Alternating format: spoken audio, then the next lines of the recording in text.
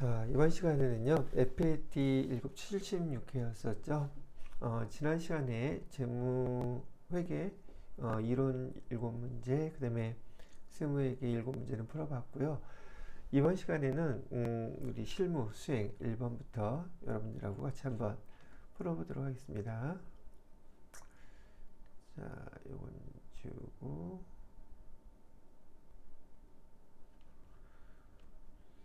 자, 여기 홀더에서 기출문제 프로그램 실행을 시켜야겠죠. 그리고 기출문제 프로그램에서 감독관 번호죠.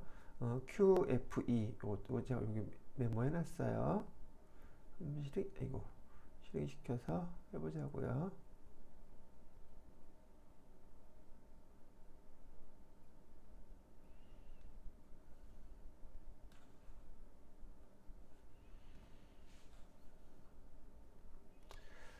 설치를 하고요.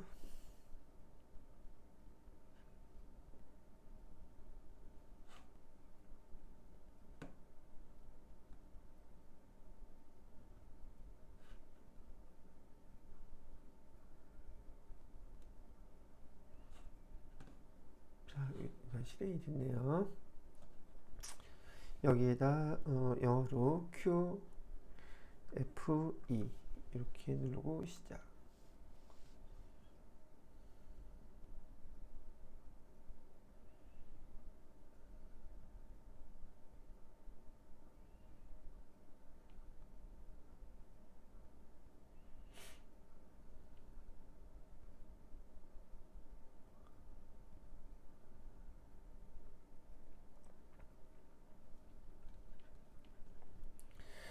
됐네요.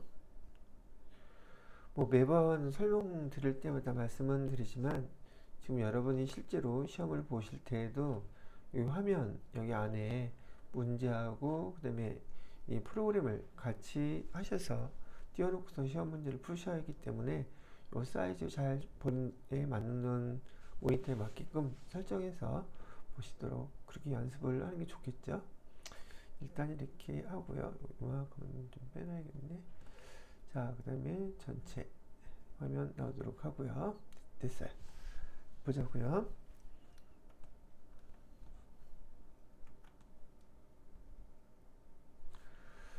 자, 회사는 단발머리라고 되어 있고요. 이 회사는 기능성 샴푸를 도소매업 하는 법인이라고 이렇게 되어 있죠. 이 정도까지 시험 문제 보실 때마다 어떤 회사인지 또 무엇을 주로 하는 법인 회사인지를 갖다가 꼭 구분해 놓고 한번 넘어가시기 바랍니다. 자, 그 다음에 실무수행 1번 문제를 보도록 할게요. 이번 1번 문제는 계정 과목 추가하고 적요 등록 수정하는 문제로 나와 있네요. 자, 자료 설명을 보면은 단발머리는 프랜차이즈 계약에 따른 독점 판매권을 관리하기 위해 무형자산 코드 범위의 계정 과목과 적요를 등록하려고 합니다. 라고 얘기를 하고 있죠. 자, 이제 우리가 해야 될 거예요. 수행과제. 237번 코드 번호의 계정 과목을 똑같이 프랜차이즈로 수정을 해달래요. 그 다음에 표준 코드와 적요를 등록하라고 하는 게 이번 문제네요. 계정 구분은 3번 일반으로 해달라고 합니다. 표준 코드는 189번 기타 무형자산, 현금 적요, 대체 적요 이거 해달래요. 자, 그러면 이거 보면서 코디를 해볼게요. 계정 과목 및 적요 등록 여기를 클릭해서 열어주시고요.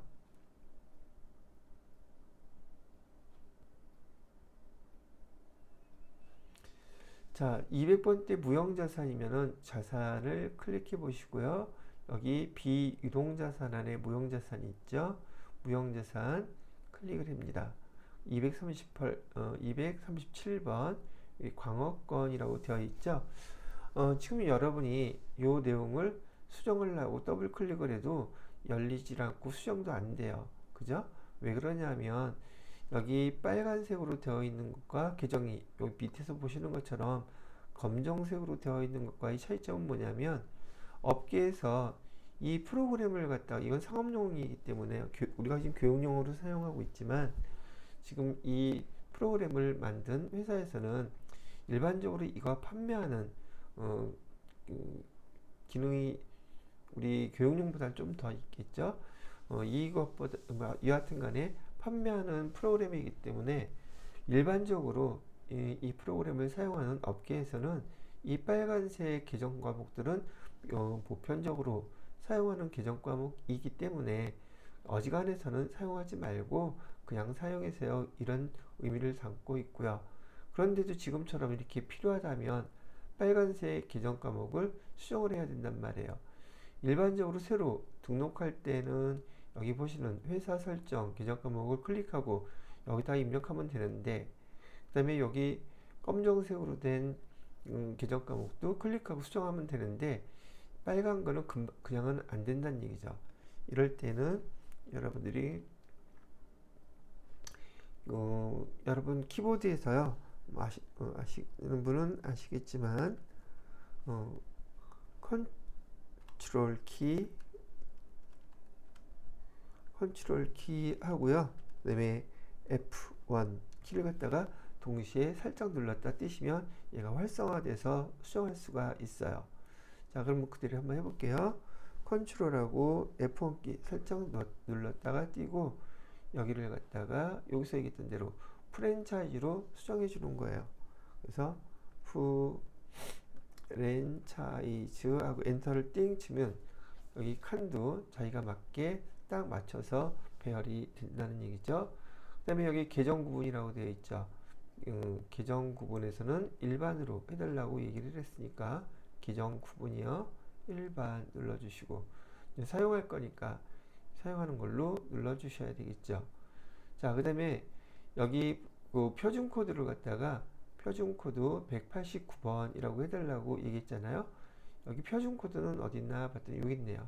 표준 코드 여기 누르셔가지고 여기 F2 누르시게 되면은 189번 여기 있죠. 기타 무형자산, 이걸로 이렇게 바꿔달라는 얘기예요. 기타 무형자산으로.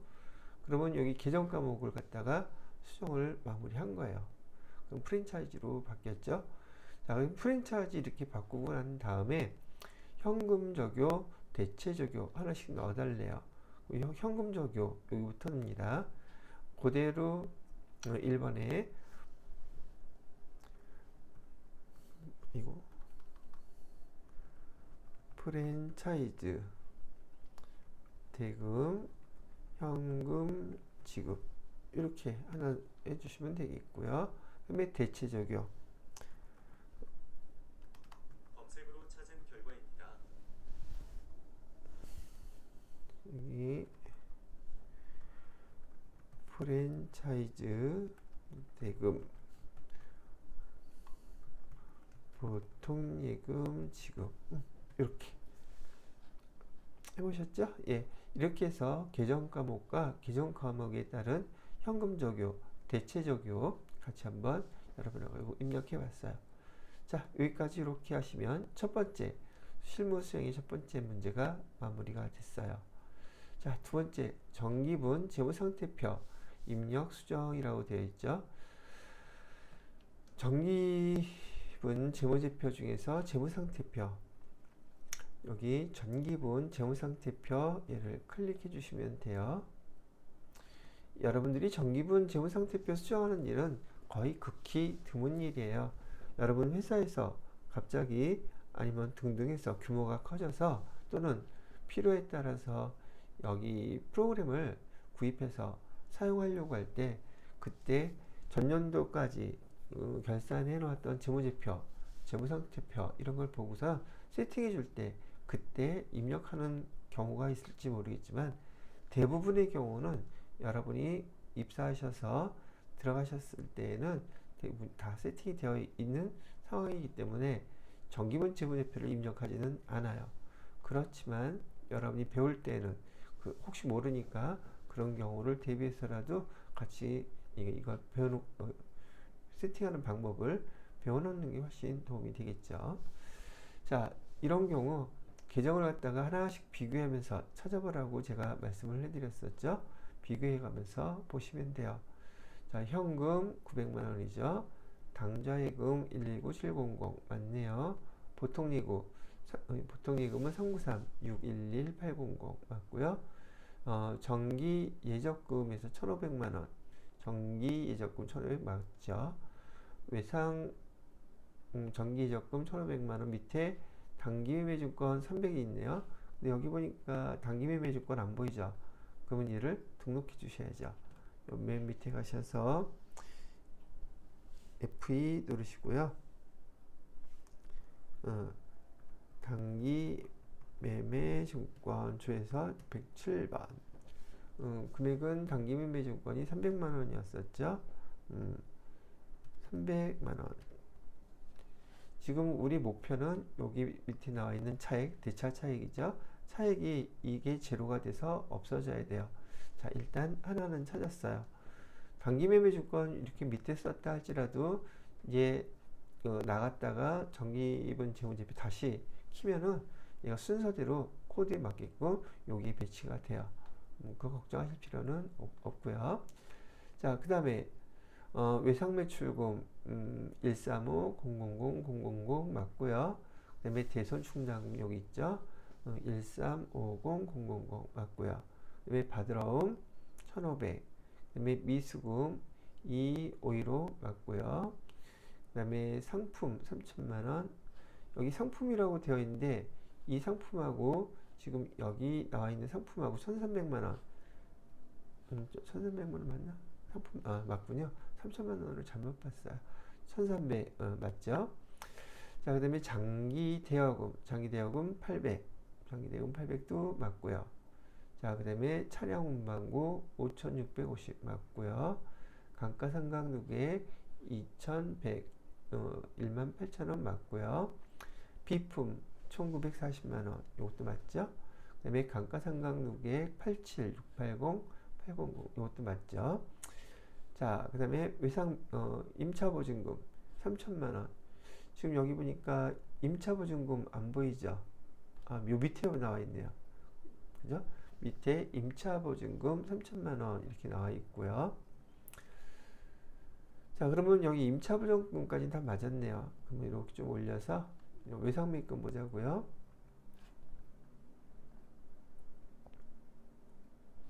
자, 외상매입금은 37670. 외상매입금 37670 맞죠?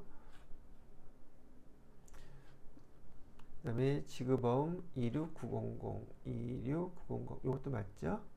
그 다음에 미지급금 22500, 22500 이것도 맞고요. 그 다음에 예수금은 2930, 293000 맞죠?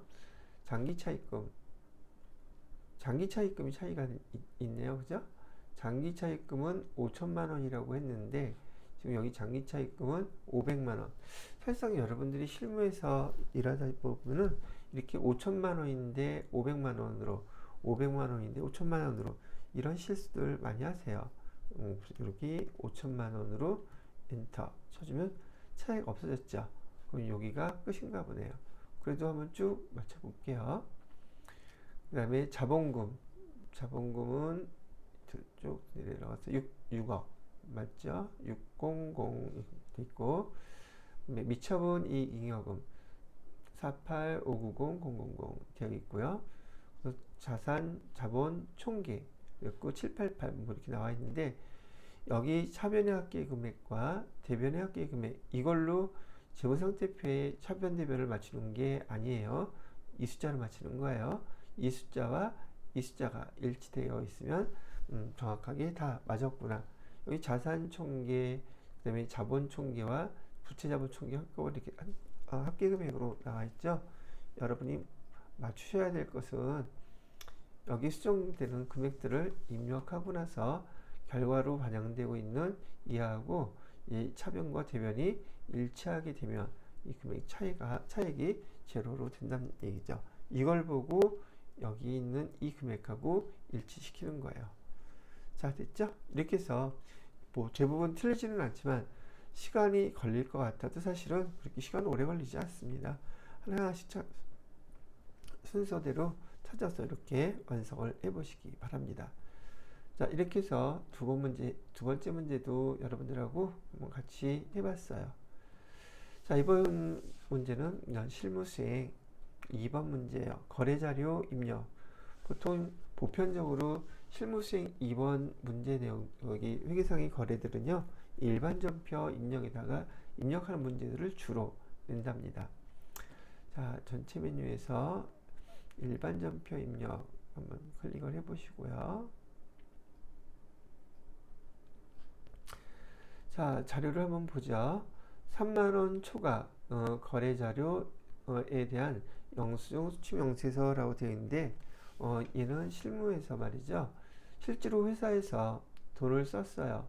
근데 비용으로 썼다고 했는데 그 비용을 쓴 대가로 받는 요 영수증 있죠. 영수증 수취라 했잖아요. 영수증 수취는 영수증을 받는 행위를 뜻하고 그 영수증들을 리스트를 해서 쭉 나열해 놓은 거, 그걸 명세서라고 그러거든요. 이 영수증 수취 명세서를 작성하라고 합니다. 즉, 다시 한번 정리해 드리면 회사에서 3만원 이상을 쓰고서 영수증을 받았을 때 적격 증빙 아닌 것들, 그럼 적격 증빙 또 용어를 알아야 되죠. 배우셨을 텐데 복습 겸 한번 잠깐 정리해 드리면, 적격 증빙이라고 얘기하면은 부가가치세를 포함한 거래인데 국가에서 비용으로 인정해주는 영수증들을 얘기해요. 대표적인 게 세금계산서가 있습니다. 적격증빙은 그냥 암기하고 계셔야 돼요. 어려운 내용도 아니니까. 그리고 시험 문제에서, 실무에서 당연히 기본적으로 다 알고 있으셔야 되는 것들이거든요. 그래서 계산서, 적격증빙이 뭐예요? 라고 했을 때 지금 제가 적어드리는 이런 내용들을 알고 계셔야 답할 수 있다는 얘기죠. 세 번째로는 신용카드 매출 전표. 그 다음에 네 번째로는 현금 영수증. 많이 익숙한 것들이죠. 현금 영수증. 이걸 적격증빙이라고 불러요. 이런 적격증빙을 받아야지 비용으로서 인정을 해줄게요 라고 부가세법에서, 그 다음에 대부분의 세법에서 얘기를 하고 있어요. 그런데 이렇게 3만원을 초과하는 그 돈을 썼음에도 불구하고 적격증빙을 받지 못했을 때, 그때는 요 영수증 수취명세서에다가 그 거래 내역을 작성하라고 해 놓은 거예요. 이건 여러분들이 나중에 TT 1급 법인세 배울 때 이 작성해서 어디에 사용하는지, 물론 비용 처리하는 데 사용을 해요. 그 비용 처리하는 거, 사용하는 거 내용들을 배워야 되기 때문에 급수별로, 지금 그 단계별로 요 내용들을 배우고 계신 거예요. 회사에서도 일반 회사, 뭐 세무사, 사무소, 회계사, 사무소 다 일반 똑같죠. 우리 부가세 또는 법인세, 세금과 관련돼서 상당히 중요한 증빙 서류들이에요. 자, 그럼 그때 가서 배우기로 하고요. 여러분들은 지금 FAT 1급 수준에서는 이 정도를 기억하고 계시면 되겠습니다.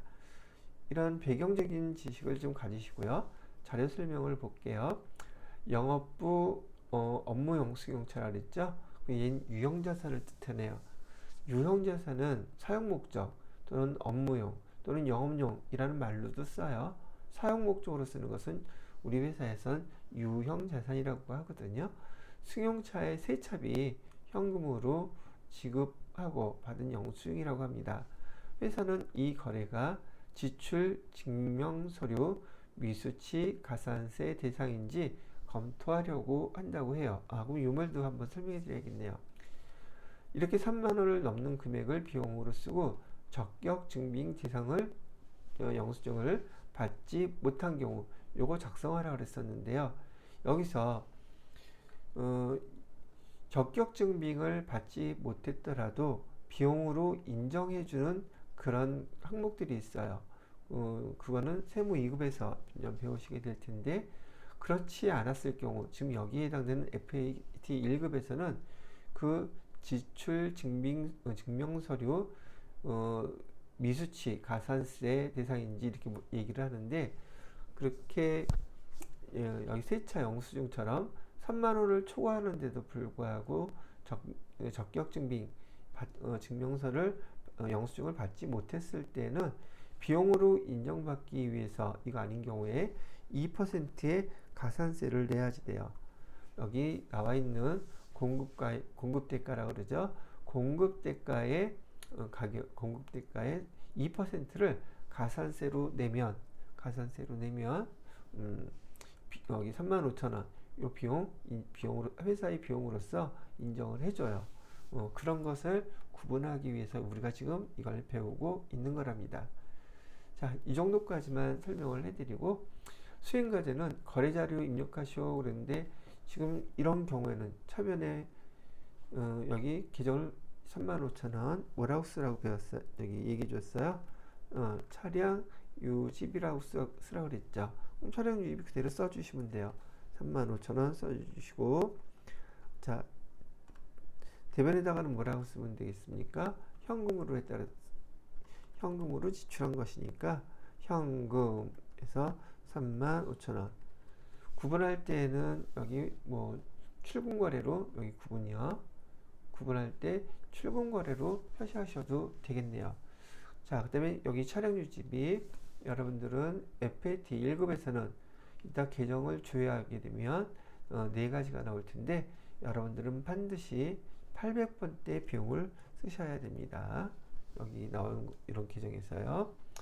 자, 요게 여기서 여러분들한테 설명해 드려야 될 내용이고, 일단은 요 거래를 과제 순서대로 처리해 주시는 게 헷갈리지 않으실 거예요. 거래자료 입력하시오 그랬으니까 요 분기를 날짜는 며칠 날짜 1월 21일 날짜로 입력을 해 보도록 하겠습니다. 1월 20일 차변에 F2 눌러서 차량 유지비 계정이 이렇게 4개 나오죠. 500, 600, 700 다 손대면 안 되세요. FAT 1급에서는 800번대 요걸 선택하는 거예요. 금액은 35,000원이라고 했고요. 대변에 현금을 해도 되지만 여기 지금 현금으로 다 지출한 거기 때문에 출금거래 이렇게 눌러놓으면 한꺼번에 차량 유지비 현금 분기가 이렇게 딱 마무리가 되겠죠. 이렇게 활용하시는 게 좋습니다. 효율성 면에서요. 자, 그 다음에 두 번째 뭐 하라고 수행과제를 줬냐면 영수증 수취명세서 1, 2 작성하라고 나와 있어요. 그러면 영수증 수취명세서는 어디 있나 봤더니 결산 재무제표 맨 밑에 영수증 수취명세서 있죠. 요거 클릭해서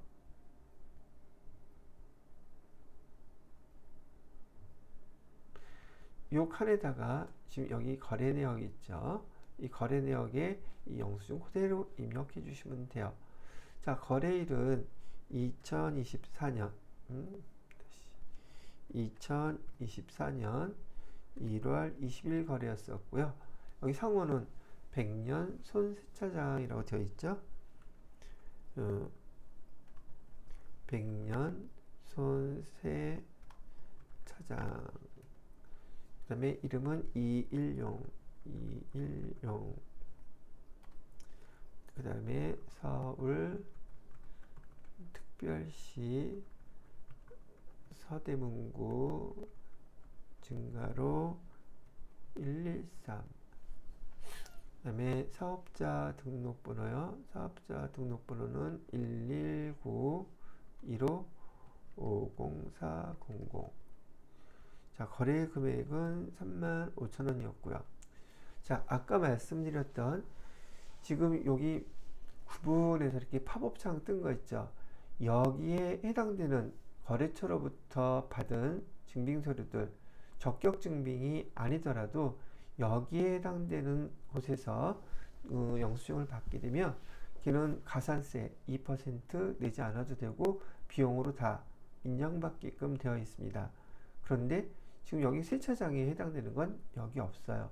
그리고 여기에 대한 내용들은 여러분들이 TET 2급에서 요것을 배우게 되실 거예요.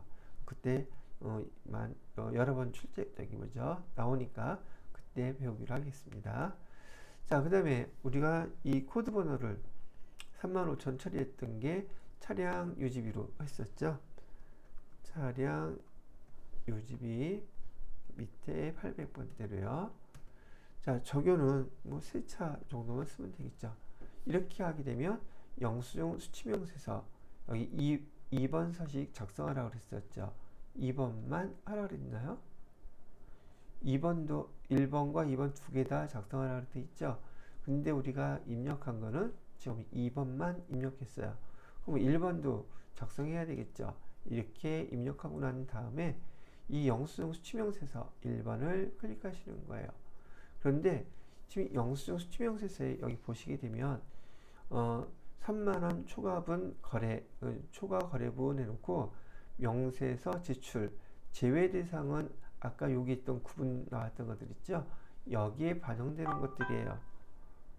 그리고 명세서 제출 대상, 얘는 여기 해당되지 않는 것들 명세서를 제출해야 되는데 여기에는 지금 아직 반영이 안 됐어요. 우리가 지금 영수증 수치명세서에서 여기 지금 입력한 금액까지 금액으로 따지면 악기 금액이 총 얼마가 돼야 되느냐면 35만 5천 원 요게 돼야 되죠. 그죠? 아, 이게 다 합친 거네. 쏘리. 제출 대상 23만 5천 원. 이 금액이 돼야지 돼요. 23만 5천 원. 근데 여기 영수증 수치명세서에 보면은 여기 지금 그 금액 20만 원만 나와 있고 3만 5천 원 입력한 거 아직 안 나와 있죠. 그래서 반드시 여기 명세서 불러오기를 입력하고 난 다음에는 눌러 주셔야 돼요. 그러면 이렇게 반영된 거 보이시죠? 이걸 왜 눌러야 된다고 말씀을 해드리냐면 나중 맨 뒤에 평가 문제에서 얘 금액이 얼마냐고 물어봐요. 근데 이렇게 눌러서 반영시켜 놓지 않으면 그냥 20만원 이렇게 답하게 되기 때문에 제대로 다 입력해 놓고서도 여기 영수증 수치명세서에서 이 불러오기 안에나 갖고 조회할 때 반영이 안 되어 있으면 틀린 답을 여러분이 쓰게 된단 말이죠. 그래서 영수증 수치명세서 2번 작성하고 영수증 수치명세서 1번으로 와서 명세서 불러오기 반드시 눌러 놓으라고 반영시켜 놓으라고 이렇게 얘기를 하는 거예요. 그래서 여기 서식 1, 2 다 작성하라고 나와 있는 것이고요. 한번 알아두시면 틀리지는 않으실 거예요. 혹시나 해서 말씀을 드리는 겁니다. 자, 그래서 실무 수행의 첫 번째 문제, 실무 수행 두 번째 문제, 그래서 1번 문제 한번 같이 해봤고요. 자, 되셨으면 2번 문제로 넘어가 보도록 할게요. 자, 약소금 수취거래라고 되어 있고요. 내용을 보니까 거래는 2월 10일 거래예요. 자료 설명은 고도 해화에 대한 상품 판매 외상대금을 전자음으로 수취했다라고 나와 있네요. 그러면 외상대금이라고 하면 여기 계정에서 상품이라고 얘기했으니까 그죠? 상품의 외상대금은 외상매출금이었었겠죠. 그래서 처음에 외상매출금이 있었는데 그 외상매출금 대신에 이제 뭘 받았다는 거예요? 전자어음 받았다고 얘기하면 분계는 이렇게 되겠죠. 차변에 우리가 받은 것은 처음 받았으니까 받을 어음이라고 해주시면 되겠고요. 금액은 1,000만 원. 그다음에 대변에 왜 받은 거예요? 외상 매출금 대신에 금액 어음으로 대신 받았다는 얘기예요. 그래서 이 문제 약소금에 대한 수취거래 약소금과 관련된 문제는요. 여기 거래자료 어음이 주거나 받았을 때 그 거래를 회계 처리부터 먼저 반드시 해 주셔야지 그 다음에 수행과제 두 번째 있는 자금 관련 정보 받으럼 현황에 반영을 할 수가 있어요. 따로 2번부터 먼저 할 수가 없단 말이죠. 자, 그래서 일반 전표 입력에다가 지금 요 거래를 그대로 입력을 해 보도록 하겠습니다. 자, 날짜는 2월 10일 거래죠.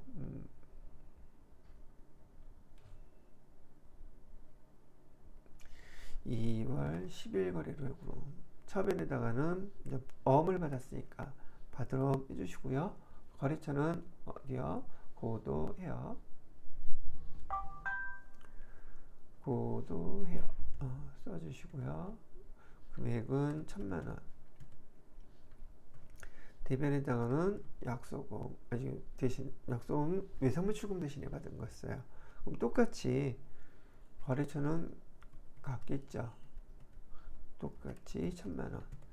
자, 그리고 제가 지금 코드 번호를 갖다가 제가 그냥 코드 번호를 조회하지 않고 입력을 그냥 바로 해버렸는데, 여러분들은 가능하다면 이 자주 쓰는 계정의 코드 번호는 암기를 해 놓으시는 게 좋습니다.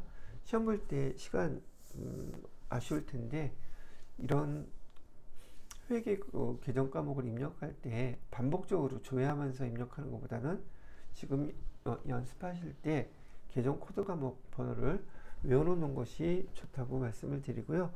얘는 어지간한 회사에 가셔서도 이 프로그램을 사용하는 회사에서 똑같은 계정 코드 번호를 사용하기 때문에 업무 효율성에도 도움이 많이 된답니다. 그래서 미리 암기하면서 연습하시기를 추천드려요. 자, 됐죠? 그런 다음에 여기 받으럼 현황 반영을 했으니까 받으럼을 클릭합니다. 그리고 F3 키를 누르시면 돼요. 밑에 받으럼 현황 관리 활성화되죠. 자, 처음 받으러옴이 차변에 왔다는 뜻은 어음을 처음 받았다는 뜻이에요. 근데 회사에서는 그 어음은 상당히 중요한 증서이기 때문에 일련 번호 또 그 내용들을 항상 장부에 다 기록을 해 놓습니다. 옛날에는 장부에 기록해 놨는데 지금은 걔가 우리 프로그램 컴퓨터 안에서 작성만 하면 자동으로 등등 자료들을 관리할 수 있기 때문에 이렇게 관리를 해주는 거예요. 처음 받았으니까 이제 1 보관 상태로 되어 있고요. 엔터를 눌러 보시게 되면 어음의 종류가 나오는데, 어음의 약속이라고 안 돼 있죠. 여기 전자어음이에요. 그러면 이 어음의 종류는 요 밑에 보시게 되면 어음의 종류, 그래서 여기 쭉 나와 있죠. 그 중에서 약속어음은 여기 약속어음이라고 써져 있어요. 약속어음은 종이로 된 어음을 얘기하거든요. 근데 얘는 지금 전자어음이기 때문에 지금 실무에서는 대부분 다 전자어음을 사용합니다. 전자어음이라고 여기를 6 이렇게 해서 바꿔주셔야 돼요. 그리고 엔터를 치면 어음 번호 나오죠. 어음 번호 혹시나 F1을 눌러보세요. 아무것도 안 나오죠. 왜냐? 지금 여기 전자어음은 우리가 지금 거래처로부터 처음 받은 거기 때문에 여기 있는 내용들, 여기서 관리하는 항목들은 자 입력을 직접 해주셔야지 돼요. 그래서 어음 번호를 여기 위에 보신 거 그대로 입력합니다. 004 2024 0210 123456789 이렇게 해서 입력하시고 엔터 이렇게 치시면 돼요. 뭐 설명을 했었던 것인데 혹시나 높아심에 이 어음 번호는 있잖아요. 앞에 세 자리 004 요거는 은행 번호예요. 은행 코드. 그 다음에 8자리인 2024 0210 이거는 연월일 2024년이죠. 연월은 2월 그다음에 10일. 그래서 연월일 이렇게 쓴 거고요. 1, 2, 3, 4, 5, 6, 7, 8, 9 얘가 이 어음의 1년 번호예요. 이렇게 구분을 하고 있고, 국민은행 코드 번호가 실제로 004예요. 그 다음에 신한은행 코드 같은 경우는 뭐 088 뭐 이렇게 된다든지 뭐 그렇게 구분을 하는 것이고요. 그래서 이렇게 순서가 되어 있으니까 참고해 두시면 되겠습니다. 그 다음에 수치 구분, 자수. 대부분의 시험은 다 자수로 나오게 돼 있어요. 시험 출제가 되더라고요. 근데 자수가 무슨 뜻이냐면 거래처에서 직접 발행한 수표나 어음을 자수라 그래요. 그리고 우리가 거래처에서 직접 받은 게 아니라 받긴 받았는데 그 거래처가 고도 헤어가 아니라 다른 또 회사에서 발행한 어음을 갖고 있다가 고도 헤어에서 우리한테 주게 되면 그런 경우는 타수라고 불러요. 우리가 받은 게 거래처에서 직접 발행한 어음이나 수표냐 아니면 제3자가 발행한 걸 갖고 있다가 우리한테 주느냐에 따라서 자수다, 타수다 이렇게 구분을 한다는 뜻이에요. 이해가 되셨죠?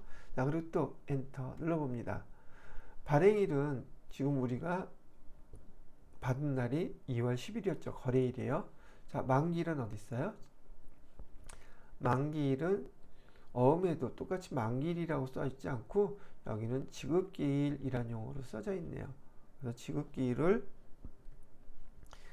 보시고 2024년 04월 10일 이렇게 해주시고요.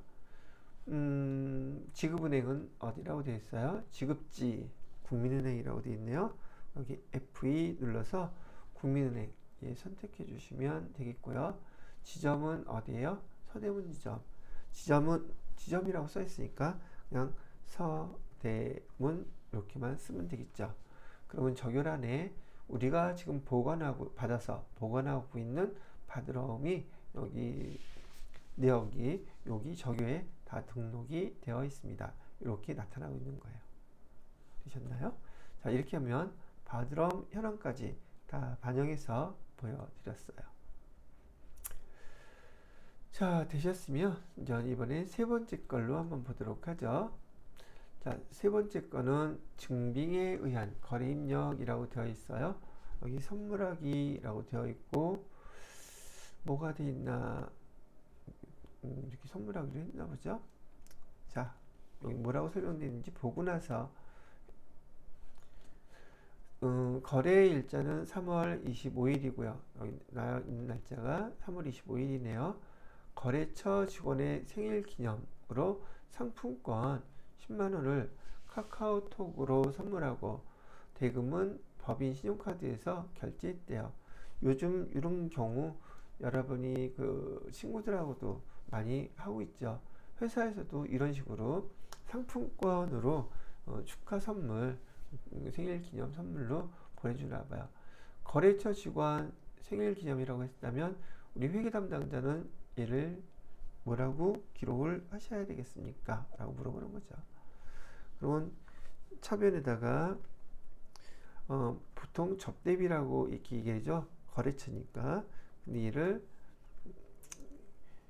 기업 업무 추진비라고도 요즘 부르고 있고요. 계속 기업 업무 추진비 해서 금액은 얼마짜리예요? 10만원이라고 했으니까 10만원 이렇게 입력해 주시고요. 그 다음에 대변에다가는 저기 신용카드로 결제했기 때문에 신용카드로 결제하더라도 지금 당장은 돈 나가는 게 아니잖아요. 그래서 미지급금 그리고 거래처는 현대카드 반드시 이렇게 써주셔야 되죠. 그리고 10만원 이렇게 기록을 해달라고 얘기하는 거예요. 되셨죠?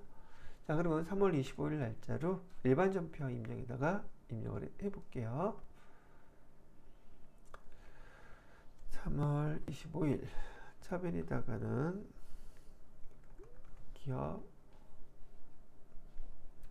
접대비로 그냥 써도 되나봐요. 여기 813번에 800번 쓰라 그랬었죠. 접대비로 해주시고요. 금액은 10만원. 대변에다가는 미지급금 거래처는 현대카드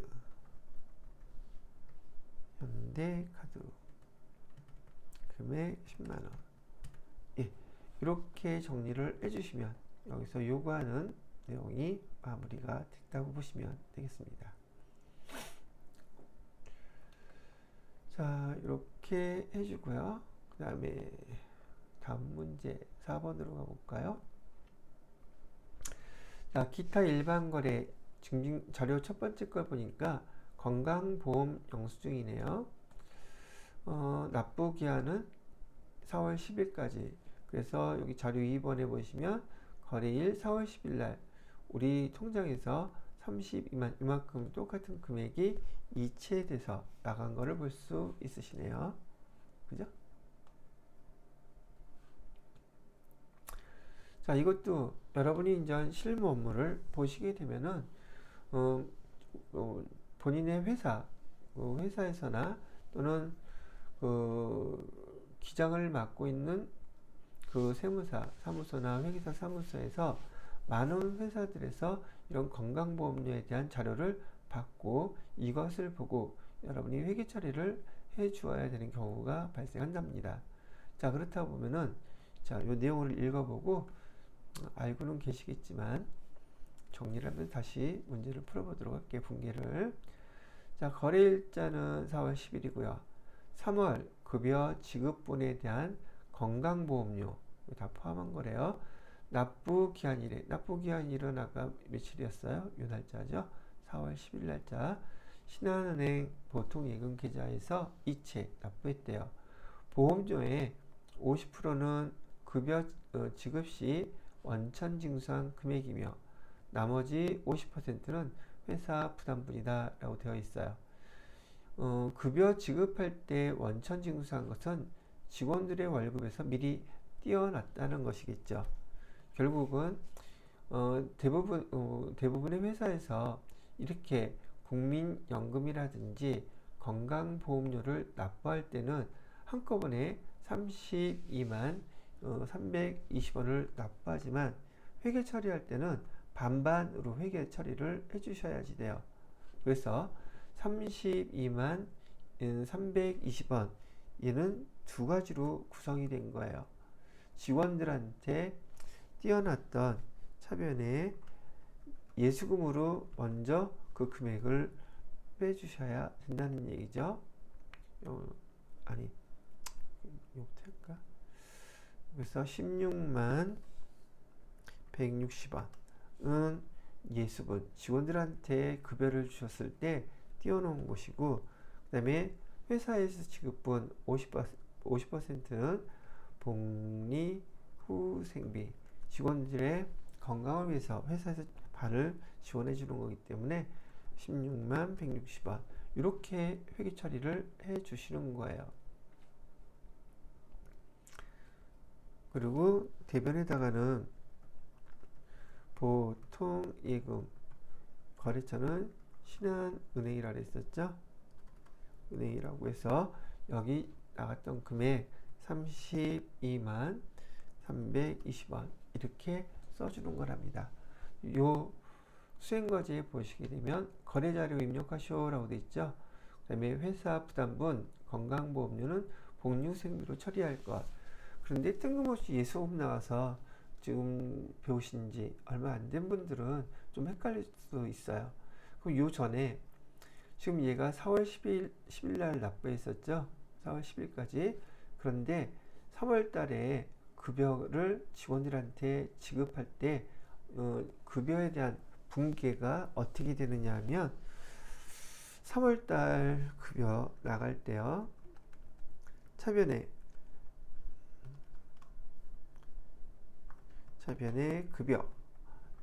급여는 다 아시죠? 예를 들어서 급여가 300만 원이었다고 가정을 합시다.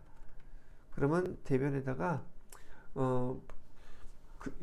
내 급여가 300만 원이라 할지라도 내 통장에 급여로 월급 받을 때 300만 원이 찍히던가요? 안 찍히죠. 왜 그럴까요? 여러분이 아는 4대 보험료와 소득세, 지방소득세가 빼고 그 차액만 지급하기 때문에 그런 거예요. 그래서 그 4대 보험료하고 그다음에 그 소득세 매달 월급 받을 때마다 미리 원천징수한단 말이에요. 그 원천징수 대상 금액을 우리가 회계 처리할 때 예수금이라고 쓰는 거예요. 그 예수금이 예를 들어서 50만 원은 너무 세나? 20만 원이었다고 20만 원 좀 약하죠. 40만 원이었다고 가정을 해봅시다. 이 예수금 40만 원 안에는 4대 보험료라고 얘기하는 우리 국민연금, 그 다음에 잘 안 보이나요? 밑에 됐을까요? 4대 보험 플러스 세금, 이를 갖다가 여러분 급여 지급할 때 원천 징수를 해놔요. 4대 보험에 해당되는 것은 국민연금, 그 다음에 건강보험료, 그 다음에 또 뭐 있죠? 고용보험료, 원래 산재보험료, 이렇게. 인데 산재보험은 사업자에만 해당되는 것이긴 하지만 일반적으로 이 보험, 산재보험까지 포함해서 4대 보험이라고 보통 불러요. 뭐 사회보험이란 용어로도 씁니다. 사회보험이라고도 쓰고요. 또 모두 원천 징수해 놓느냐면 소득세, 그다음에 지방소득세, 이런 것들을 여러분 급여에서 빼놓고 회사에서 각각 관련 기관에, 공단에 또는 세무서에 신고를 할 때 여러분의 이름으로 직접 신고합니다. 뭐 회사는 심부름만 해주는 거예요. 그래서 이렇게 직원의 급여에서 이런 것들을 납부하기 위해서 미리 띄워놓는 계정이 뭐다? 예수금. 그럼 여기 예자를 가리고 보면 수금이죠. 돈을 받았는데 예자, 예비적으로 미리 받아놓은 거예요. 뭐 하려고? 여러분의 이름으로 이런 거 납부하려고. 그걸 계정을 뭐라고 쓴다? 예수금이라고 쓴다는 거예요. 그리고 나머지 금액은 차인지급액이라고 부르죠. 그래서 차인지급액은 보통 회사의 보통예금 통장에서 여러분의 통장으로 이렇게 직접 입금을 시켜줄 거예요. 그죠? 급여 나갈 때 크게 회계 처리를 갖다가 이렇게 회계 담당자들이 처리를 해 놓는단 말이죠. 이렇게 회계 처리했던 이 예수금 중에서 사용하는 거예요. 뭐 할 때? 각각 그 다음 달 10일 날 4대 보험료는 그 다음 달 보통 다음 달 10일 날 납부하게 돼 있어요. 10일, 다음 달 10일 날. 그래서 이렇게 예수금으로 띄워놨던 것 중에서 지금 얘의 경우에는 건강보험료 해당되는 부분을 이렇게 뺏은 거예요. 그럼 이 금액은 나중에 또 국민연금 나갈 때도 이 중에 국민연금에 해당되는 걸 뺐을 거고, 고용보험료 나갈 때도 여기서 뺐을 거고, 여기 소득세나 지방소득세 납부할 때도 여기서 뺐게 되면 결국 다음 달 10일에 납부하는 금액 중에서 우리 회사에서 빼놨던 예수금, 이 금액은 빵 남으면 안 되는 거예요. 다 지급을 해서 매달 예수금은 제로로 만들어 놓는 것이랍니다. 자, 그래서 예수금을 이렇게 차변에 쓴 거예요. 자, 요 내용에 대한 것 전반적인 거 같이 설명을 한번 해 드려 봤고요. 우리가 회계 처리해야 될 것은 요거예요. 그래서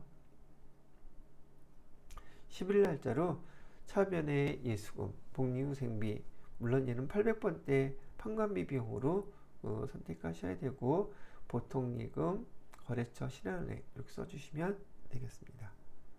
자, 입력을 해보도록 할게요.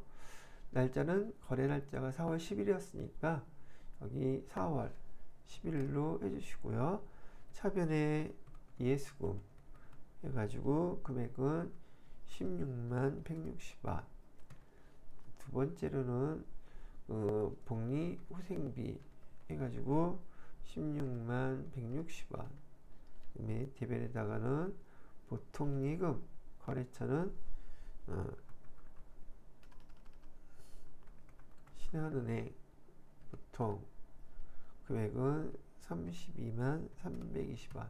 예, 이렇게 입력을 해달라고 요구한 문제였다는 것이죠. 자, 되셨고요. 그 다음은 5번째 문제가 되겠네요.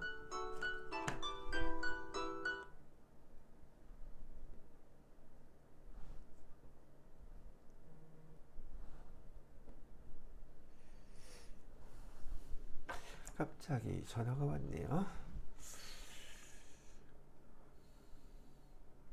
자, 다섯 번째는 증빙에 의한 전표 입력이라고 되어 있어요. 자, 기부금 영수증이 나왔네요. 그래서 단발머리에서 기부를 했는 모양이에요. 자, 그랬다고 치고 기부단체는 양로원에 했어요. 금액은 300만 원을 했네요. 근데 300만 원을 했는데 뭘로 기부를 했나 봤더니 보편적으로는 돈으로 하는데 여기 구분이 현물 기부를 했을 때는 어떻게 회계 처리하는지 그걸 물어보기 위해서 현물 기부 상품을 했대요. 상품으로 300만 원어치 했다는 얘기죠. 자, 자료 설명을 보면 날짜는 이 기부가 벌어진 날짜는 4월 20일이라고 나와 있고요.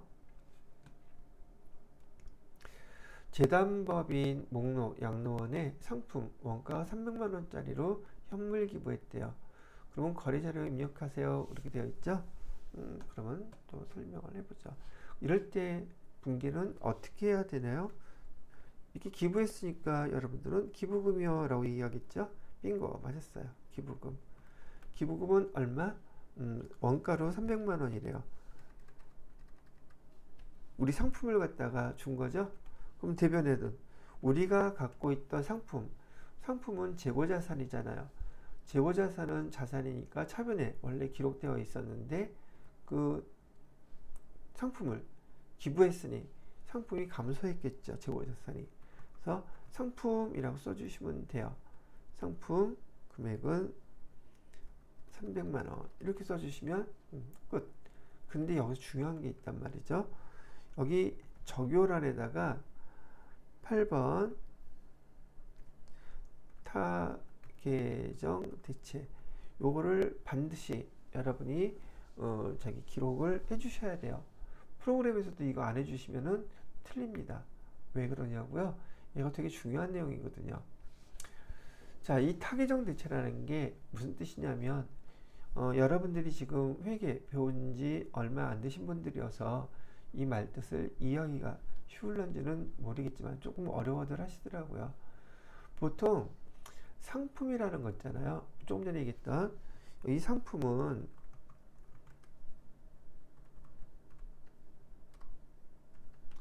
재고자산이에요. 그건 다 알고 계시죠? 상품이 재고자산인데 얘가 판매가 되면 대변에 아까 지금 방금 써드렸던 것처럼 대변으로 판매된 거 상품 이렇게 해갖고 1,000원어치 팔았다고 가정을 해볼게요. 1,000원 이렇게 쓸 거 아니겠어요? 그러면 상품이 팔린 만큼 자산이 감소한 만큼 차변에는 뭐라고 기록해야 돼요? 분기할 때 차변에 이를 매출 원가라고 기록해요. 매출 원가예요. 1,000원 이렇게 기록을 해주는 거거든요. 즉 회사에서 대변에 상품이 기록되면은 차변에는 팔린 것이기 때문에 매출 원가라고 하는 비용 계정으로 매출 원가는 비용 계정입니다. 손익계산서에 매출액에서 매출 원가를 빼면 매출 총이익 나오는 거 이런 거 있죠? 그거예요. 얘가 두 번째 매출 원가, 얘는 비용 계정이거든요. 상품이라는 자산을 이렇게 판매하게 되면 차변에는 무조건 매출 원가가 되게끔 되어 있어요. 비용 처리. 상품이 왜 없어졌어요? 도난하는 경우도 있고, 아니, 그냥 일반적인 얘기를 하는 거예요. 회사에서는 상품이 줄어드는 이유는 다 판매했으니까 상품이 줄어든 거예요. 그게 일반적인 과정이라는 얘기죠.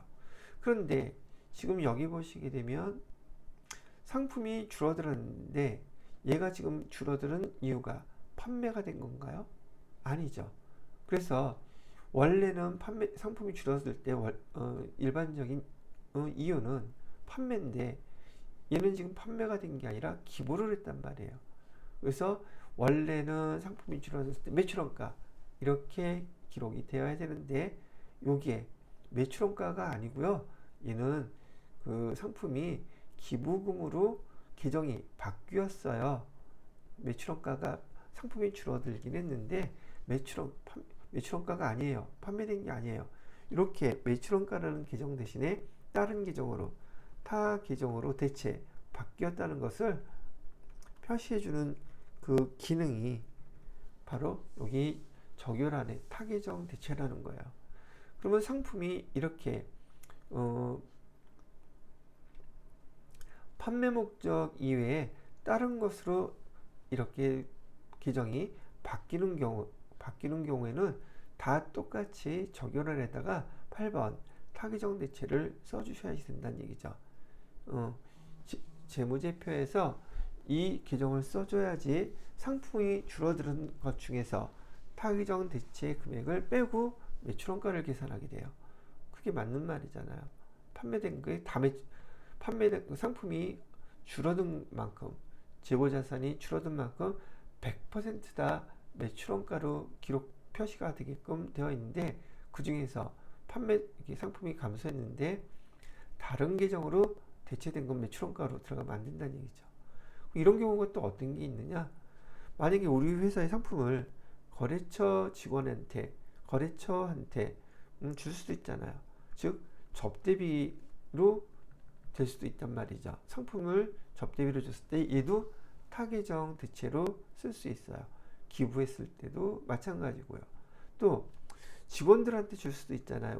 우리 상품을 직원들한테 준다? 그러면 복리 후생비가 되는 거예요. 그리고 대변의 상품 되면 요 거래도 반드시 적요란에다가 타계정 대체 써주셔야지 돼요. 그 다음에 또 뭐도 있을까요? 이런 경우 아까 얘기한 도난 같은 경우 있죠. 잡손실 이렇게 도난 됐으면 잡손실 처리하면서 상품이 없어졌어. 이랬을 때도 마찬가지예요. 또는 상품이 못 쓰게 됐어요. 못 쓰게 됐을 때 폐기 처분해서 버릴 경우에도 이렇게 하고 타계정 대체 이거 써주셔야 된단 말이죠. 이해가 되셨나요? 그래서 지금 FAT 1급에서는 이 타계정 대체는요 재고자산인 경우에 재고자산에는 지금 우리 회계 1급에서 배운 상품, 그 다음에 TAT 2급에서 배울 제품, 제공품, 원재료 원리가 다 같아요. 재고자산이 줄어들었는데 대변에 상품 매출이나 다른 계정 그런 것들이 이런 걸 계정으로 바뀌었을 때 이런 상황을 타계정 대체라고 부르고 적요란에다가 타계정 대체 해줘도 되고 안 해줘도 되고가 아니라 이 적요 쓸 줄 아는지 물어보려고 이 문제를 낸 거예요. 이거 안 썼다 그러면 기본적으로 뭐 제가 채점자는 아니지만 이거 틀렸다고 할 것 같아요. 이걸 알고 싶은 건데 분계는 맞았는데 적요란에다가 타계정 대체를 기록하지 않았다. 뭐 최소한 감점이에요. 그렇기 때문에 요 문제에 대해서 이런 것들 잘 구분해서 입력을 하시고 타계정 대체 내용이 이런 거다라는 정도 알아두시면 TAT 2급 공부하실 때도 도움이 되실지 않을까 싶네요. TAT 2급 정도 또는 다른 문제에서는요 하나 더 추가시켜서 문제도 내요. 여기는 지금 상품 원가가 300만원이라고 되어 있죠. 근데 얘를 갖다가 이 상품을 팔았을 때 시가는 400만원이래요. 그러면 이거 기록할 때 아니 현물 기부를 했는데 상품의 원가는 300만원짜리고 시가로는 400만원이에요. 그럼 어떤 걸로 우리가 여기 회계 처리해서 기록해야 되죠? 물어볼 수 있잖아요. 기부하는데 판매하는 거 아니잖아요. 그러면 시가라는 건 판매하는 금액이잖아요. 어떤 걸 기록해야겠어요? 예, 원가 기록하는 겁니다. 이해가 되셨죠? 나중에 이런 관련된 문제들 비슷한 것들 많이 보시게 될 거예요. 자, 이렇게 해서 5번 문제 여기까지 설명을 해드렸어요.